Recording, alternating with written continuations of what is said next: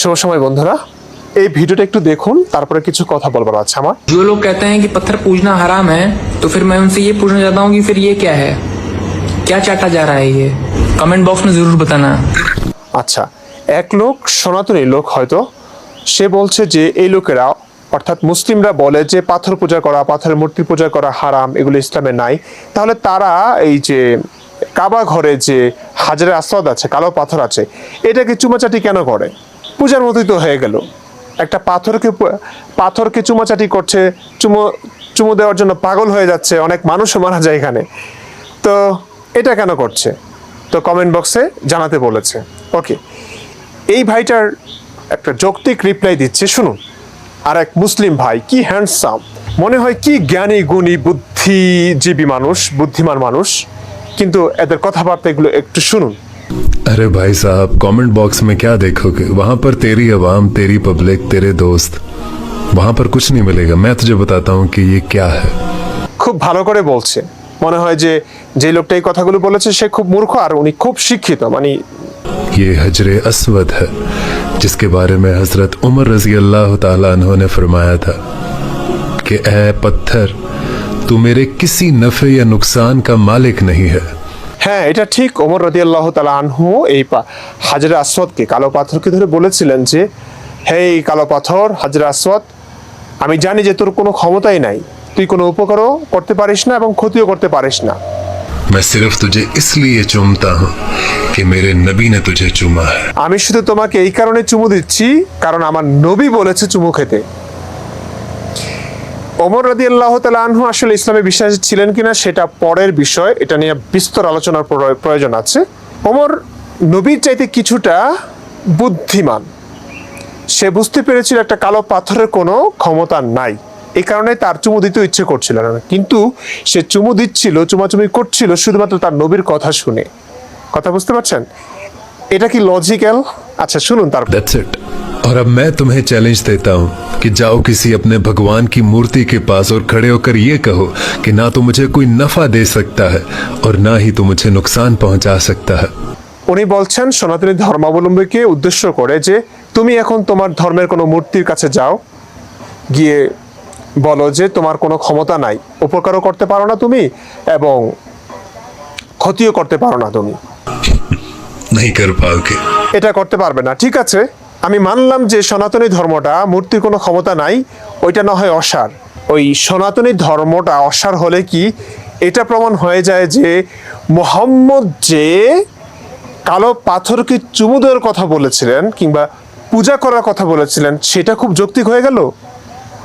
কি চিন্তা করেছেন? এদের লজিক, এদের চিন্তা শক্তি কোথায় এসে আটকে যায়?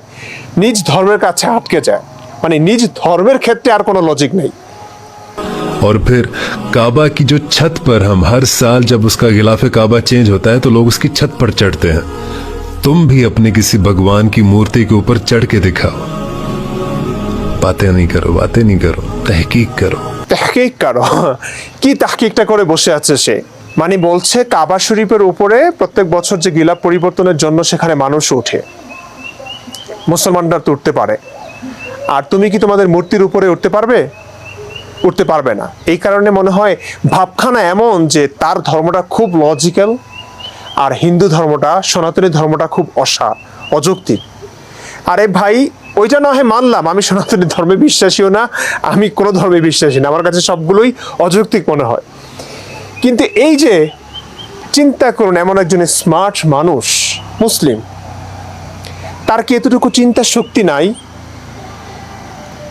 মুহাম্মদ বলেছে কালো পাথরকে চুমু খেতে, এই কারণে ওমর বলছেন যে কালো পাথর, তোর কোনো ক্ষমতা নাই, তোর কোনো শক্তি নাই, তোকে আমি শুধু চুমু দিচ্ছি এই কারণে যে আমার নবী বলেছে। তো এখানে তো অন্ধবিশ্বাসী হলো ভাই। নবী কেন বললো কালো পাথরকে চুমু দিতে? সেখানে তুমি যাওনি কেন? সেখানে তাহকিক নাই না? তাহকিক শুধু অন্যান্য ধর্মের ক্ষেত্রে তাহকিক করে বসে আছো, কিন্তু তুমি যে নিজ ধর্মের ক্ষেত্রে নবী যা বলেছে সেখানে তোমার চিন্তা শক্তিকে আটকে দিয়েছো, সেখানে তোমার প্রশ্ন করবার ক্ষমতাকে আটকে দিয়েছো। এটা কি ঠিক হলো? এটা কি যৌক্তিকতা হলো? এটা কি যুক্তি হলো? নবী কেন বলবে? নবী কেন বলবে কালো পাথরকে চুমু দিতে? আসল কাহিনী কি জানেন? ঈসা নবীর, যীশু খ্রিস্টের 200 বছর আগে, জন্মের 200 বছর আগে একটা উল্কাপিণ্ড আকাশ থেকে পড়ে। এটা নিয়ে আমি বিস্তারিত ভিডিও বানিয়েছি, হজ এবং কোরবানির ইতিহাস এমন একটা ভিডিও আছে, এই ভিডিওটা দেখে নিতে পারেন। হাজার হাজার বছর আগের মানুষ জানতো না আসলে আকাশ থেকে উল্কাপিণ্ড কি আসলে, এটা জানতোই না। এটা কোত্থেকে পড়ে, কেন পড়ে, এসব ব্যাখ্যা বিশ্লেষণ তাদের কাছে ছিল না।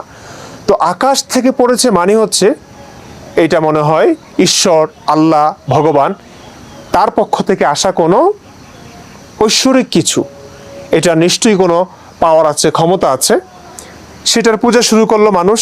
সকালে উঠে আরো বেদুইনরা গেল, দেখলো তখন এটা উত্তপ্ত, উল্কাপিণ্ড উত্তপ্ত থাকে, তো জ্বলতে দেখলো, এটাকে ঐশী কিছু একটা মনে করতে শুরু করলো, বরকতময়, এটার অলৌকিক অনেক ক্ষমতা আছে, মানুষের আশা পূরণ করে, প্রার্থনা পূরণ করে, এমন ঘটনা রটে গেল,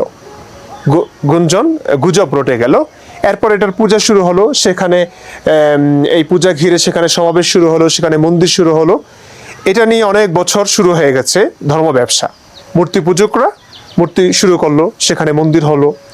এই যে আশেপাশে যত জায়গা আছে, যে কাবাকে ঘিরে মুজদালিফা আছে, মিনা আছে, আরাফাত আছে, এই সবগুলো স্থান কিন্তু অনেক আগে, ইসলামের আগে থেকেই ছিল। এবং কাবা ঘরে 360টা মূর্তি ছিল, মানুষ পূজা করতো, এখানে মূর্তি পূজা করতো। এটার দখল নিয়েছেন শুধু মোহাম্মদ। আগের ধর্মটা ওই আকাশ থেকে পড়া একটা উল্কাপিণ্ডকে নিয়ে ব্যবসা শুরু করেছে আরবের লোকেরা, সেই ব্যবসার দখল নিয়েছে মোহাম্মদ, আল্লাহর কথা বলে। এটুকুই জাস্ট। কোথায় চিন্তা করবে এই নতুন প্রজন্ম? তাদের ধর্ম, তাদের নবী, এক্ষেত্রে এসে তাদের সমস্ত প্রশ্ন শেষ হয়ে যায়, এক্ষেত্রে এসে তাদের সমস্ত যুক্তি শেষ হয়ে যায়। এই যে হাজরে আসওয়াদ, কালো একটা পাথর, এটাকে চুমু দিতে বলেছে, পাপ মোচন করবে, এটা কি যৌক্তিক? একটা পাথর কিভাবে পাপ মোচন করতে পারে ভাই? আপনি আমার বোনকে ধর্ষণ করে চলে গেলেন, আপনার টাকা পয়সা আছে, অনেক পয়সা আছে, আপনি হজ করতে চলে গেলেন, আপনি সুযোগও পেয়ে গেলেন কালো পাথরকে চুমু দেবার।